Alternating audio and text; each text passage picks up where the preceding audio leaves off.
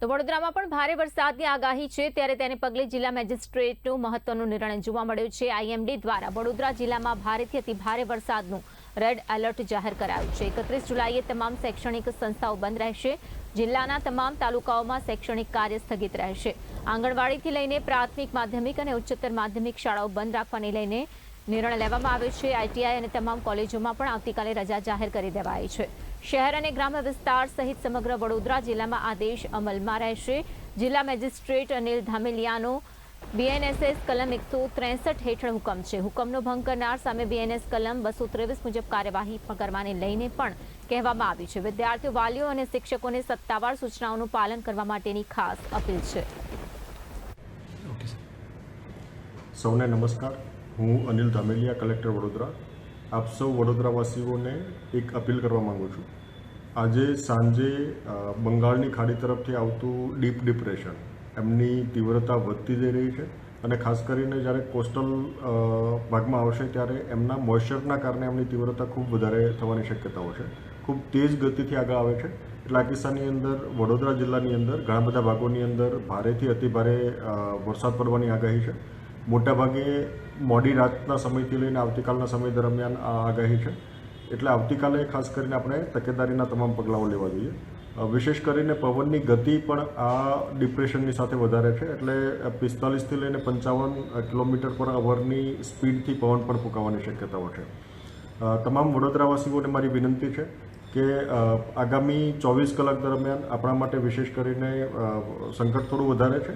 એટલે આપ વિશેષ કરીને સુરક્ષિત સ્થાન રહો, આપ પોતે સુરક્ષિત રહો એ માટેના તમામ પ્રયાસો આપણે કરવાના છે। તમામ શૈક્ષણિક સંસ્થાઓમાં આપણે આવતીકાલે રજા જાહેર કરી છે।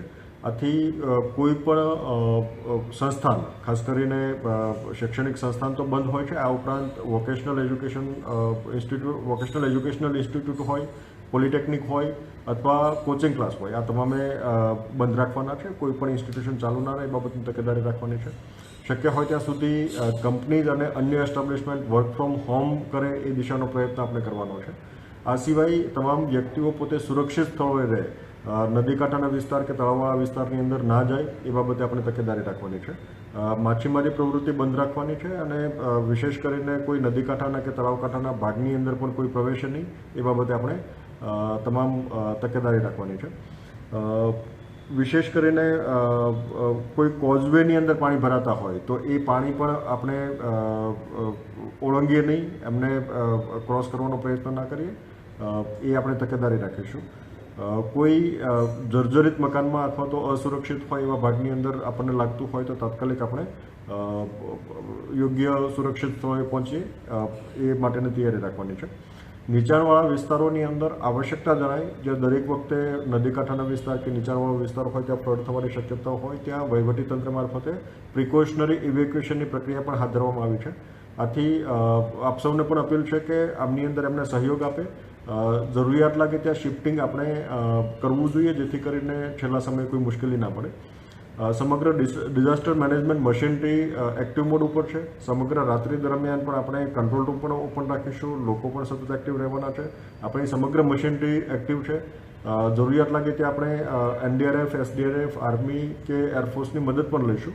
પણ આપ સૌને પૂરતી તકેદારી રાખીએ, સુરક્ષિત સ્થળોએ રહીએ અને આપણે પોતાના પરિવારને અને આજુબાજુના લોકોને સુરક્ષિત બનાવીએ એ દિશાની કાળજી રાખીએ એવી તમામ સૌને અપીલ છે। આભાર।